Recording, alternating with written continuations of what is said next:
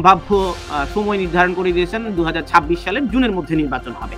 তো সেই নির্বাচনে আপনার রাজনৈতিক দল অংশগ্রহণ করতে পারবে কিনা সেটি নিয়েও সন্দেহ রয়েছে। এই কথা বলবার ওরা কারা বলে? ছাত্র সমন্বয়করা বলছে, যারা অভ্যুত্থান করে আপনাদের পতন ঘটিয়েছে, ছাত্র সমন্বয়করা বলছে আপনাদের বিচার না করে নির্বাচনে অংশগ্রহণ করতে দেবে না। ওরা তো শোনেন, ওরা তো এখন প্যাম্পাস পরে ঘুমায়। হ্যাঁ, ওরা প্যাম্পাস পরে না ঘুমালে ওদের ঘুমের ঘরে বিছনায় প্রসাব করে। ওদের কারণে বিপ্লব হয়েছে, অভ্যুত্থান হয়েছে না কি হয়েছে ওরা বুঝবে, সময় হলেই ওরা বুঝবে। IPCO brand selects only the best products for our customers. তো আপনারা সামনে নির্বাচন হবে, একটি তারিখ সম্ভাব্য সময় নির্ধারণ করে দিয়েছেন 2026 সালের জুনের মধ্যে নির্বাচন হবে। তো সেই নির্বাচনে আপনার রাজনৈতিক দল অংশগ্রহণ করতে পারবে কিনা সেটি নিয়েও সন্দেহ রয়েছে। আপনার কি দৃষ্টিভঙ্গি? আমার দল নির্বাচনে অংশগ্রহণ করতে পারবে না কেন? এই কথা বলবার ওরা কারা বলে এই কথা? ওদের এই ম্যান্ডেট কে দিয়েছে? ছাত্র সমন্বয়করা বলছে, যারা অভ্যুত্থান করে আপনাদের পতন ঘটিয়েছে, ছাত্র সমন্বয়করা বলছে আপনাদের বিচার না করে নির্বাচনে অংশগ্রহণ করতে দেবে না। ওরা তো শোনেন, ওরা তো এখন প্যাম্পাস পরে ঘুমায়। হ্যাঁ, ওরা প্যাম্পাস পরে না ঘুমালে ওদের ঘুমের ঘরে বিছনায় প্রসাব করে। এই বালক তো, এই বয়সের সমন্বয়ক তো, ওদের কারণে বিপ্লব হয়েছে, অভ্যুত্থান হয়েছে না কি হয়েছে ওরা বুঝবে, সময় হলেই ওরা বুঝবে। এবং ওদের কাছ থেকে ওই ছায়া শক্তি একটু হাত তুলে নিক, তারপরেই ওরা বুঝবে যে ওদের কারণে অভ্যুত্থান হয়েছে, ওদের কারণে বিপ্লব হয়েছে না কি হয়েছে, ওরা নিশ্চয়ই তা টের পাবে। সুতরাং ওদের কথা বলবেন না। এবং ওই কি বলে যে আওয়ামী লীগকে নিষিদ্ধ করবার শক্তি, নিষিদ্ধ করবার অধিকার বাংলাদেশের মানুষ অন্য কাউকে দেয় নাই। সুতরাং লেট দি পিপল ডিসাইড যে আওয়ামী লীগ নির্বাচনে অংশগ্রহণ করতে পারবে কি পারবে না। It will be decided by the people.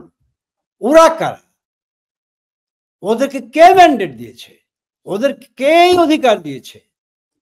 আর আপনাকে পরিষ্কারভাবে বলি যে আমরা ইউনূস সরকারের অধীনে কোনো নির্বাচনে যাব না। এবং ইউনূস সরকারের একটা নির্বাচন দেবার, একটা নির্বাচন পরিচালনা করবার সাংবিধানিক অধিকার তাদের নাই, এবং এই অধিকার বাংলাদেশের মানুষ তাদের দেয় নাই। সুতরাং তাদের অধীনে নির্বাচনে যাবার তো প্রশ্নই আসে না।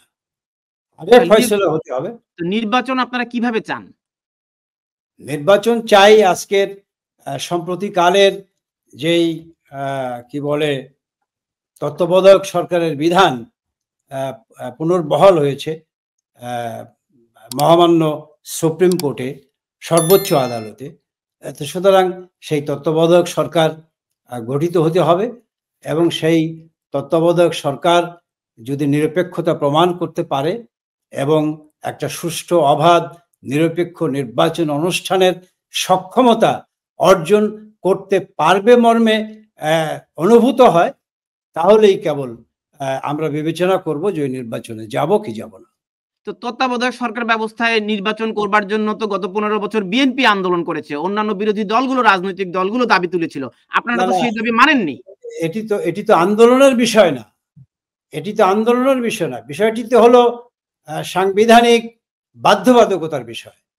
না, সাংবিধানিক বাধ্যবাধকতা ছিল নির্বাচন, না যেই 3টি নির্বাচন শেখ হাসিনার সময় হয়েছে, সেখানে সাংবিধানিক ভাবেই সেই কি বলে যে ওই সরকারের অধীনে নির্বাচন অনুষ্ঠানের বিধান ছিল, এবং সেই মোতাবেকই নির্বাচন হয়েছে। এখন যেহেতু সংবিধান কি বলে যে সেখানে পরিবর্তন করে বা এই তত্ত্বাবধায়ক সরকারের যেই প্রবিধান সেটিকে আবার পুনরায় বহাল করেছে, সুতরাং সেই জায়গায় আমরা তো সবসময় সংবিধানকে মানি, সংবিধানের রায়কে মানি, মহামান্য উচ্চ আদালতের রায়কে আমরা সম্মান করি।